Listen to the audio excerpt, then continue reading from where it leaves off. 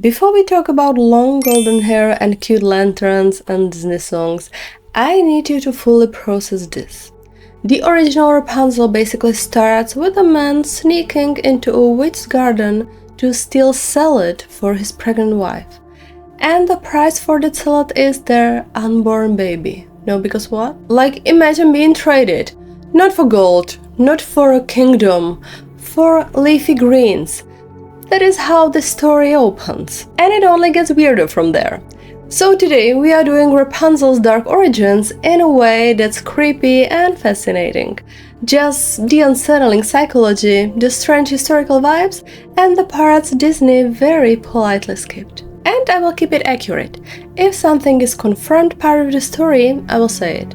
If something is a theory or possible inspiration, I will label it clearly. Deal? Alright. Picture it. A quiet little house.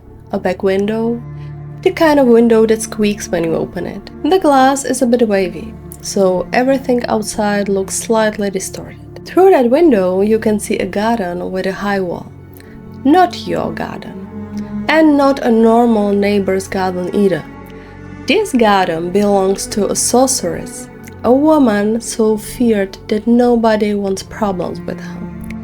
That detail matters because the story wants you to feel the power imbalance right away. Now, inside this house is a couple who has wanted a child for a long time. Finally, the wife is pregnant, and then it happens. The craving. She looks out that window and sees a plant growing in the sorceress garden. In the Grimm version, it's Rapunzel, described as a leafy plant like rampion or corn salad, basically greens. And she wants it so badly she spirals. She refuses other food. She starts wasting away. The story frames it as serious, like her life is slipping. Now, I know how it sounds, silly drama. But here's the thing. In older European folktale, there was a real belief that denying a pregnant woman her craving could be dangerous. Like, people genuinely feared it could harm her on the baby. So even though it feels ridiculous to us, the emotional logic in the story is this craving is not optional. Her husband is watching his wife fade, and he panics. So one night he climbs into the sorcerer's garden and steals the Rapunzel. Imagine the feeling. Cold night air, dirt under your nails, the wall scraping your palms. You are trying to be quiet, but your heart is loud. Every sound feels like it's announcing you. He steals the plant and brings it home. His wife eats it. And then she wants more. I hate that this makes sense, but cravings are like that. The second you taste the thing, your brain goes, "Great, now do that again, forever." So the husband goes back a second time. And this time the sorceress catches him. Just standing there like she's been waiting. Like she's been rehearsing the moment. Like she's about to deliver the most unhinged contract you've ever heard. She confronts him, he begs, he explains his wife is pregnant and sick, and she'll die without the plant. And the sorceress say, "Fine, you can have all the Rapunzel you want, but when the baby is born, you give the baby to me." And the husband agrees, just like that. And I need you to sit in the discomfort of the choice for a second, because that choice is the engine of the entire story. A parent makes a bargain that the child never consented to, and that is one of the oldest horrors in folktale. Adults making deals, children paying. Now, quick authenticity moment, because I can already hear the comments. Some people read this husband as a villain. Like, how could you possibly do that? Other people read him as a desperate and terrified. He's been caught stealing by someone powerful who the whole town fears. He's bargaining for mercy and survival in the moment. Both readings can exist at the same time. Either way, the result is the same. The baby is born, a girl. The sorceress shows up immediately, takes her and names her Rapunzel after the plant. And right there, the story becomes a story about control. Because Rapunzel doesn't just lose her freedom later in the tower. She loses it before she even gets a voice. She is taken and raised by the sorceress as her own. And in some tellings, the sorceress is framed like a strict guardian. In others, she's clearly the villain. Either way, she is the one who decides Rapunzel's entire reality. Rapunzel grows up beautiful, with long golden hair. That's the image we all know. But then comes the part that should have been the horror movie poster. When Rapunzel turns 12, the sorceress locks her in a tower in the middle of the woods. No stairs, no door, one room, one window at the top. Imagine being 12 and being placed into a stone room that never changes. The air is cooler near the walls, the floor always feels a little damp, you can hear forest sounds through the window, but you can't reach the forest. You can hear the wind in the trees, birds, maybe distant thunder, and the only person who ever comes to you is also the person who trapped you. That is the vibe. That is the fear. Now, how does the sorceress visit? She stands at the bottom of the tower and calls out the iconic line. Rapunzel, Rapunzel, let down your hair. Rapunzel ties her hair to a hook and drops it like a rope. The sorceress climbs up. And the Grimm version describes the hair as about 20 yards long. 20 yards. That's not a braid. That's a rope ladder made of identity and stress. Tiny tangent, but I cannot stop thinking about the practical part. If your hair is that long, you didn't have a hair routine. You have a whole schedule. You have a dedicated corner of the towel like, this is where I detangle the trauma. Also, the neck strength. Insane. Olympic level, respectfully. Anyway, years go by like this. Rapunzel lives in isolation. The sorceress controls access. And that's important because the story's real horror isn't magic, it's isolation. Isolation is how you make someone depend on you. Isolation is how you control someone while calling it protection. And that's why Rapunzel still hits people emotionally today. Even if you've never been in a tower, a lot of people recognize the dynamic.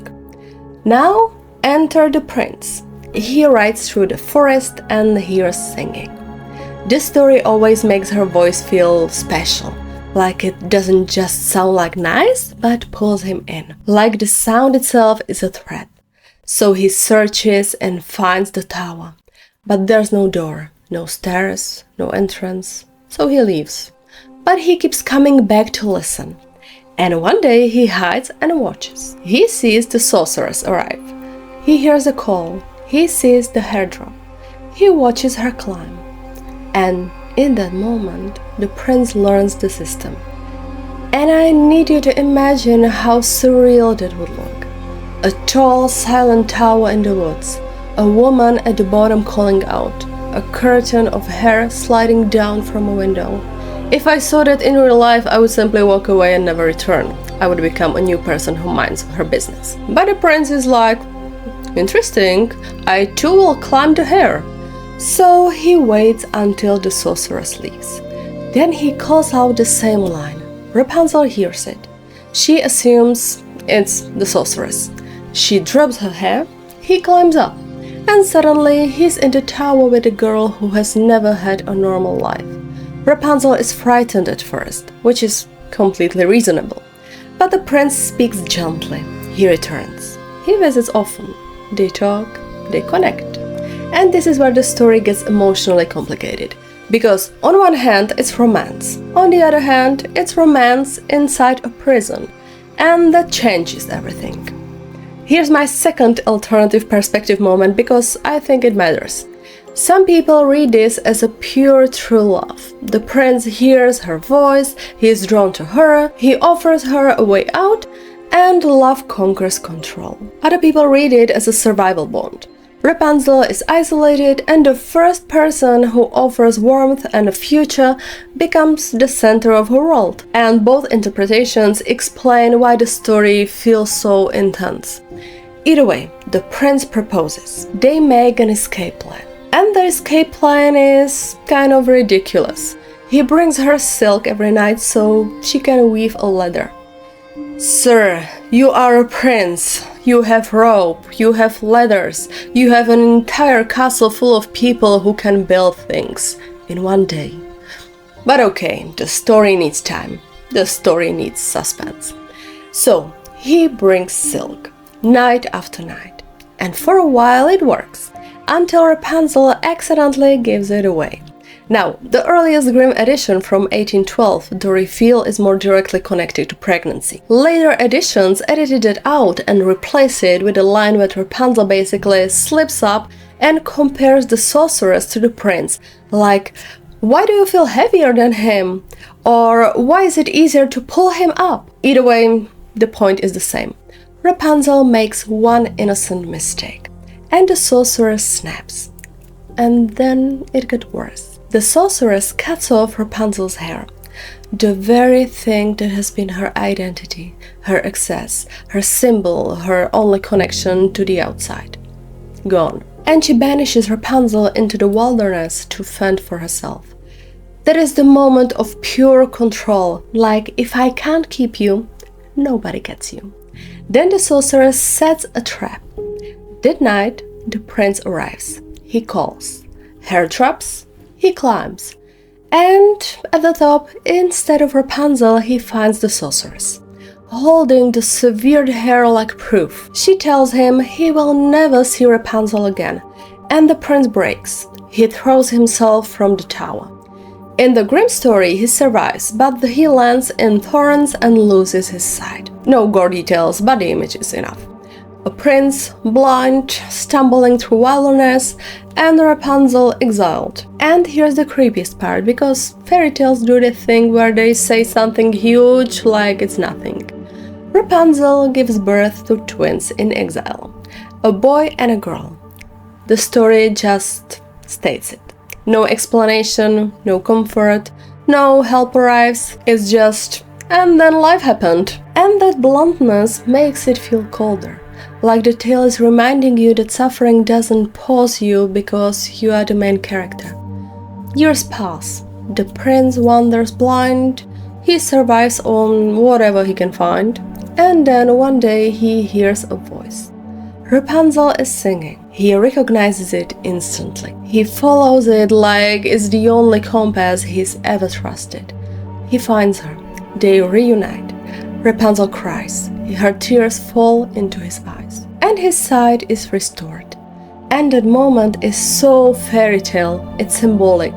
Tears as healing, love as restoration, the idea that the human body can be fixed by emotion. Then he leads Rapunzel and their children back to his kingdom.